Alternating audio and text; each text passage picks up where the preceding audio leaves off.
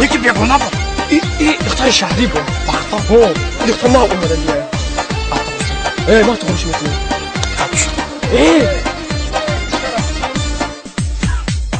انا گوش کن چرا میدونی چه میلیشم میلیشم که هم دختر که اومد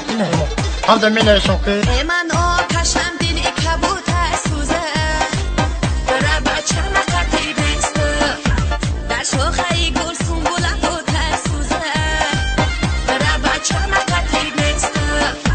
در خانه اگر بیابی تو ناله کنه برای بچه مقتی بسته ای بچه ها همه تو دادن نمیتونه چی باید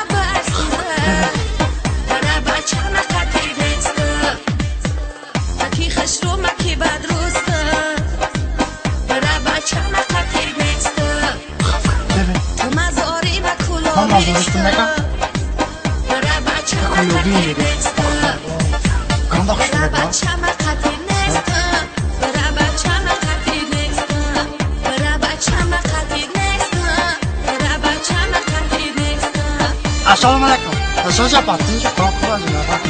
این دختره که بازی بود کو همه کجا رفت بخدا حالا فرار نمیکنه برای تو که بچه کانتا دوست ندارم گفت ببین که فرارش کن من التماس بخشش ده بخشش تمام قد یه اوسگلی سنجی تایی سگلی خود برای بچه مخاطی دسته خشرو بچه‌ی کلا با میگیرم میاد برای بچه مخاطی دسته خشرو بچه‌ی کلا با شماش برای بچه مخاطی دسته جو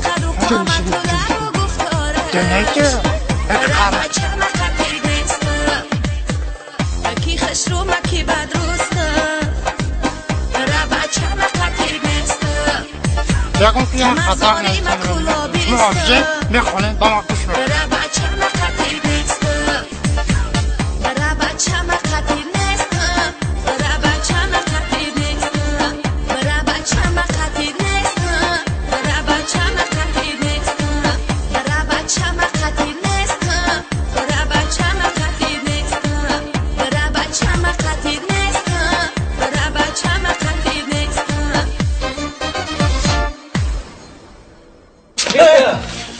السلام علیکم خوبی تیم که فرا نه چه خونه کی اکل برات نخوری گفت نخوری من خبر شوی بجا اکا ابو خونه اکا برات نخوری بود کو اما ادمینی چی داره